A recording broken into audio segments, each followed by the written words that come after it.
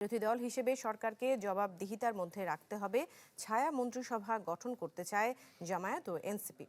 সরকারের বিভিন্ন নীতি পর্যালোচনা ও সমালোচনা করবে বিরোধী পক্ষের সংসদ সদস্যদের নির্দিষ্ট প্যানেল। বলা হচ্ছে এটি দেশের রাজনীতিতে আনবে নতুনত্ব, যাকে স্বাগত জানিয়েছে বিএনপিও। বিশেষজ্ঞদের মতে গঠনমূলক সমালোচনা আনতে পারে ইতিবাচক পরিবর্তন। সাদবিন শফিকের রিপোর্ট। ডেন্টিস্টের পরামর্শ নাও নতুন কোলগেট অ্যাক্টিভ সল্ট। সংসদ সদস্যদের শপথ ও মন্ত্রিসভায় কে কে থাকছেন, এই জল্পনা যখন মূল আলোচনায়, তখন বেশ কৌতূহল সৃষ্টি করেছে ছায়া মন্ত্রিসভা প্রসঙ্গ। নির্বাচনের পরপরই ছায়া মন্ত্রিসভা গঠনের কথা জানিয়ে ফেসবুকে পোস্ট দেন এনসিপি মুখপাত্র আসিফ মাহমুদ ও জামায়াতের শিশির মনির।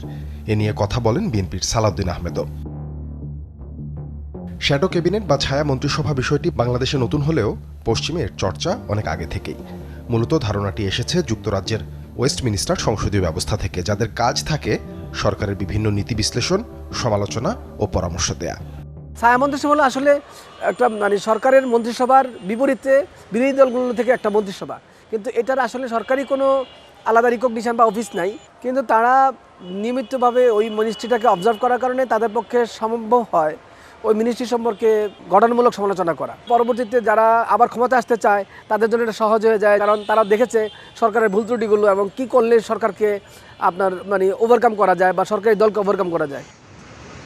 সংসদীয় রাজনীতিতে গঠনমূলক ধারার সূচনা করবে এই ছায়া মন্ত্রিসভা। সহায়ক হবে সরকারের সঠিক সিদ্ধান্ত গ্রহণের, বলছিলেন এই আইনজীবী। বিএনপিও সাধুবাদ জানিয়েছে এই উদ্যোগকে।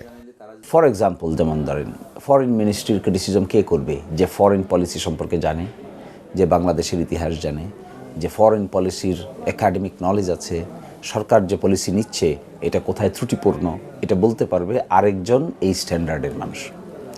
তাহলে এখানে চেকস অ্যান্ড ব্যালেন্স মেনটেন করার জন্য আপনাকে বিরোধী দলের পক্ষ থেকে সংসদের ভিতরে এবং বাইরে একই ধরনের কনস্ট্রাকটিভ ক্রিটিসিজম করা লোকের প্রয়োজন হবে।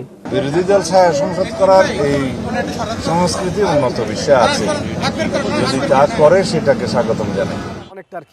তবে অযাচিত সমালোচনা সংসদকে বেকায়দায় ফেলতে পারে বলে মনে করেন রাষ্ট্রবিজ্ঞানের এই অধ্যাপক। এক্ষেত্রে দায়িত্বশীল হওয়ার পরামর্শ তার। যদি আপনি এটার চিন্তা থাকে শুধুমাত্র সরকারের দল কোথায় দুর্বল, মিনিস্টার কোথায় সমস্যা করছেন, মিনিস্টারকে সারাক্ষণ অবজার্ভ করতে থাকছেন তিনি কোন কোন ভুলগুলো করছেন, তাহলে তো এটা একটা কেওয়াস তৈরি করছে এবং এটা অশান্তি তৈরি করছে, ক্রাইসিস তৈরি করছে। উন্নত বিশ্বে থাকলেও উন্নয়নশীল দেশে এই ধারণা ততটা কার্যকর নয় বলে জানান এই অধ্যাপক। সাদবিন শফিক, চ্যানেল 24, ঢাকা।